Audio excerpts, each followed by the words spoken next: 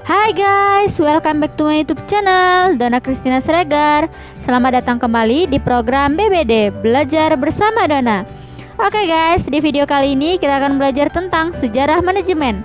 Sebelum kita lanjut pembelajaran kita, teman-teman jangan lupa subscribe ya, agar teman-teman gak ketinggalan pembelajaran-pembelajaran yang ada di channel YouTube ini. Sejarah manajemen era 1400-an. Kesulitan yang terjadi dalam melacak sejarah manajemen, namun diketahui bahwa ilmu manajemen telah ada sejak ribuan tahun yang lalu. Hal ini dibuktikan dengan adanya piramida di Mesir.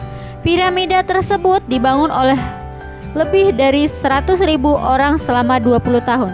Piramida Giza tak akan berhasil dibangun jika tidak ada seseorang tanpa memodulikan apa sebutan untuk manajer ketika itu, yang merancang apa yang harus dilakukan, mengkoordinasi manusia serta bahan bakunya, memimpin dan mengarahkan para pekerja, dan menegakkan pengendalian tertentu guna menjamin bahwa segala sesuatunya dikerjakan secara sederhana dan sesuai rencana. Praktik-praktik manajemen lainnya dapat disaksikan selama tahun 1400-an di kota Venesia, Italia, yang ketika itu menjadi pusat perekonomian dan perdagangan. Penduduk Venesia mengembangkan bentuk awal perusahaan bisnis dan melakukan banyak kegiatan yang lazim terjadi di organisasi modern saat ini. Sebagai contoh, di gudang senjata Venesia, kapal perang diluncurkan sepanjang kanal. Pada tiap-tiap perhentian, bahan baku dan tali layar ditambahkan ke kapal tersebut. Hal ini mirip dengan model ini perakitan yang dikembangkan oleh Henry Ford untuk merakit mobil-mobilnya. Selain ini, perakitan oleh pergudangan untuk memantau isinya, manajemen sumber daya manusia untuk mengangkut laut, dan sistem akuntansi untuk melacak pendapatan dan biaya. Manajemen era 1700-an. Sebelum abad ke-20, terjadi dua peristiwa penting dalam ilmu manajemen. Peristiwa pertama terjadi pada 1770-an ketika Adam Smith menerbitkan sebuah doktrin ekonomi klasik, The Wealth of Nations. Dalam bukunya itu, ia mengemukakan keunggulan ekonomis yang dapat diperoleh organisasi dari pembagian kerja atau division of labor, yaitu perincian pekerjaan ke dalam tugas-tugas yang spesifik dan berulang. Dengan menggunakan industri pabrik, peneliti sebagai contoh, Smith mengatakan bahwa dengan 10 orang masing-masing melakukan pekerjaan khusus, perusahaan peneliti dapat menghasilkan kurang lebih 48.000 peneliti dalam sehari. Akan tetapi, jika setiap orang bekerja sendiri menyelesaikan setiap bagian pekerjaan, sudah sangat hebat bila mereka mampu menghasilkan 20 peneliti sehari. Smith menyimpulkan bahwa pembagian kerja dapat meningkatkan produktivitas dengan meningkatkannya keterampilan dan kecekatan tiap-tiap pekerja, menghemat waktu yang terbuang dalam pergantian tugas, dan menciptakan mesin dan penemuan lain yang dapat menghemat tenaga kerja. Revolusi industri menandai dimulainya penggunaan mesin menggantikan tenaga manusia, yang berakibat pada pindahnya kegiatan produksi dari rumah-rumah menuju tempat khusus yang disebut pabrik. Perpindahan ini mengakibatkan manajer-manajer ketika itu membutuhkan teori yang dapat membantu mereka meramalkan permintaan, memastikan cukupnya persediaan bahan baku, memberikan tugas kepada bawahan, mengarahkan kegiatan sehari-hari, dan lain-lain, sehingga ilmu manajemen mulai dikembangkan oleh para ahli. Manajemen era 1900-an atau manajemen era ilmiah atau sains. Era ini ditandai dengan berkembangnya perkembangan ilmu manajemen dari kalangan insinyur seperti Henry Thorne, Frederick Winslow Taylor, Frederick A. Huxley, dan Harrington Emerson. Manajemen ilmiah dipopulerkan oleh Frederick Winslow Taylor dalam bukunya Principles of Scientific Management pada tahun 1911. Taylor mendeskripsikan manajemen ilmiah sebagai penggunaan metode ilmiah untuk menentukan cara terbaik dalam menyelesaikan suatu pekerjaan. Perkembangan manajemen ilmiah juga didorong oleh munculnya pemikiran baru dari Henry Gantt dan keluarga Gilbert.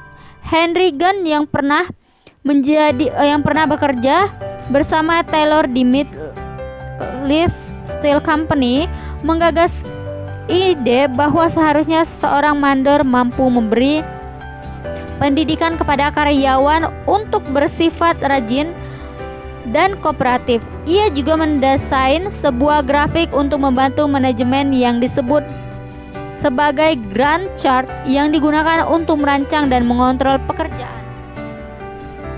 Manajemen era 1940-an atau manajemen era sosial.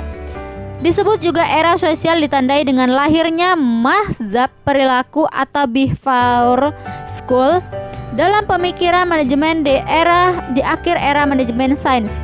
Mazhab perilaku tidak mendapatkan pengakuan luas sampai tahun 1930-an.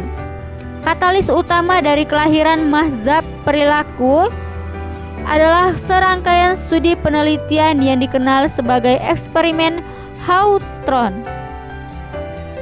Pada tahun 1938, Charles Barnard 1886 sampai 1961 menulis buku berjudul The Function of the Executive yang menggambarkan sebuah teori organisasi dalam rangka untuk merancang orang lain memeriksa sifat sistem koperasi.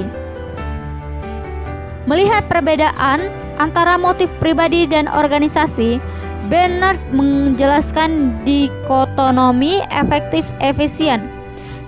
Menurut Barnard, efektivitas berkaitan dengan pencapaian tujuan dan efisien adalah sejauh mana motif-motif individu dapat terpuaskan.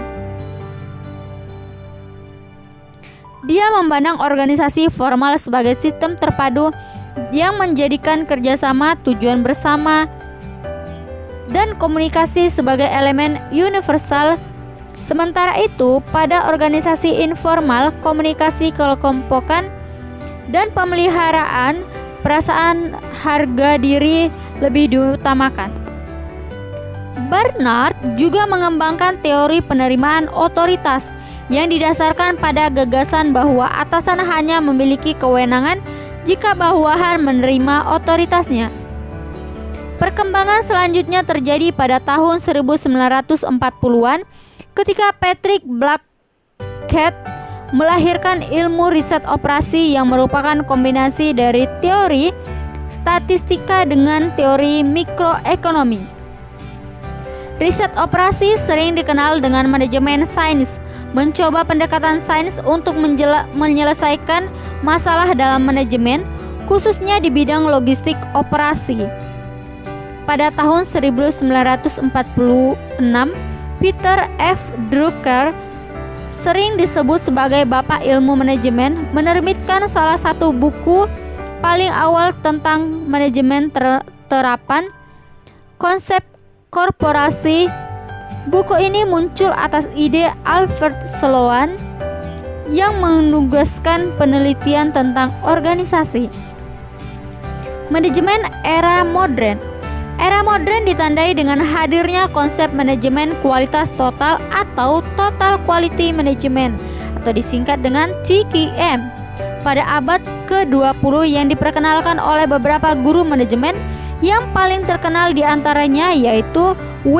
Edwards Deming pada tahun 1900 sampai dengan 1993 dan Joseph Juran lahir pada 1904. Deming, orang Amerika, dianggap sebagai bapak kontrol kualitas di Jepang.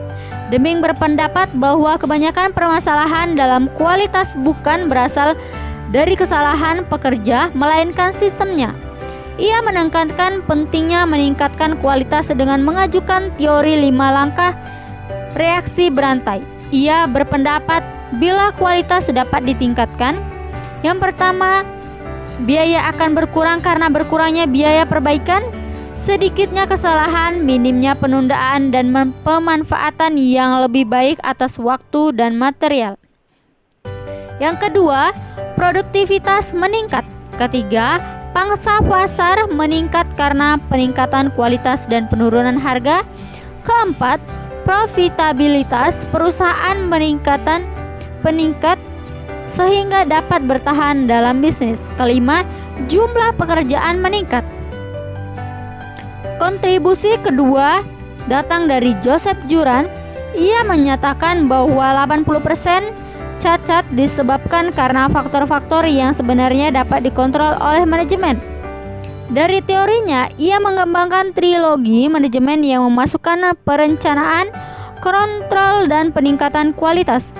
Juran mengusulkan manajemen untuk memilih satu area yang mengalami kontrol kualitas yang buruk. Area tersebut kemudian dianalisis, kemudian dibuat solusi dan diimplementasikan. Kesimpulan dari materi kita, pembelajaran kita hari ini yang sejarah manajemen, yaitu atas dasar uraian makalah di atas, uraian materi kita dapat disimpulkan bahwa sejarah evolusi pemikiran manajemen dibagi dalam beberapa fase, yaitu era 1400-an, era 1700-an, era 1900-an atau yang disebut dengan manajemen ilmiah atau sains, era 1940-an atau manajemen sosial, dan manajemen era modern, serta perkembangan awal teori manajemen. Terdapat dua tokoh manajemen yang mengawali munculnya manajemen ilmiah, yaitu Robert Owen dan Charles Babbage. Oke guys, itu aja pembelajaran kita hari ini tentang sejarah manajemen. Terima kasih teman-teman sudah menonton video program BBD ini. Sampai jumpa di program BBD selanjutnya. Dan jangan lupa subscribe, like, komen, dan share. Bye-bye, terima kasih.